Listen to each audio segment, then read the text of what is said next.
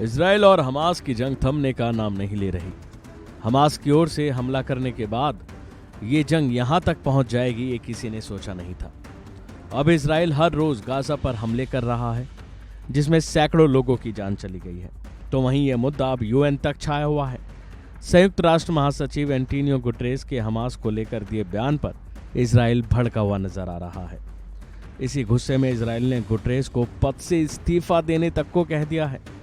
लेकिन अब इस मामले पर विवाद बढ़ने के बाद गुटेरेस ने भी सफाई दी है।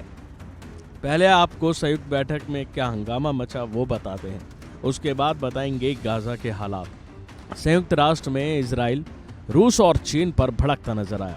इजराइल ने इन देशों को खूब सुनाई।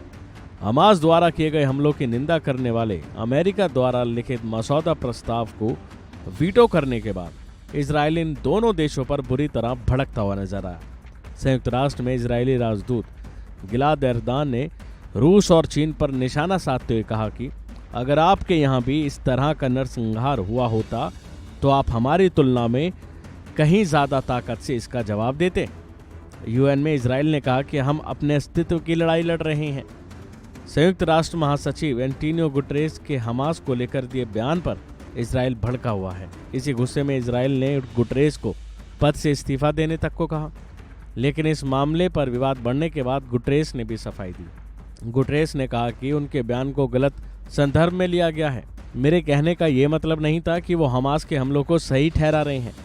संयुक्त राष्ट्र सुरक्षा परिषद के बाहर मीडिया से रूबरू होते हुए उन्होंने कहा कि मैं हैरान हूं, मेरे बयान का गलत मतलब निकाला गया, जैसे कि मैं हमास के आतंकियों के कृत्यों को सही ठहरा रहा हूं। ये पूरी तरह से गलत है।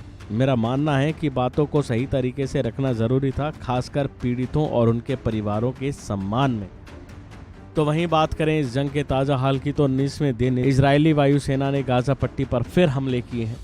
इस एयर स्ट्राइक में सैकड़ों लोगों की जान चली गई है। गाजा खाली करने की वार्निंग के बाद भी इजरायली सेना ने गाजा पर हवाई हमले अब तेज कर दिए हैं। बात करें बीते 24 घंटों की, तो इस बमबारी में गाजा पट्टी में कुल 756 लोग मारे गए हैं, जबकि गाजा पर हुई हवाई हमलों में 6540 लोगों की जान जा चुकी है। मारे गए लोगों में 344 बच्चे भी शामिल हैं। वहीं इजराइल में अब तक 1400 लोगों की जान जा चुकी है।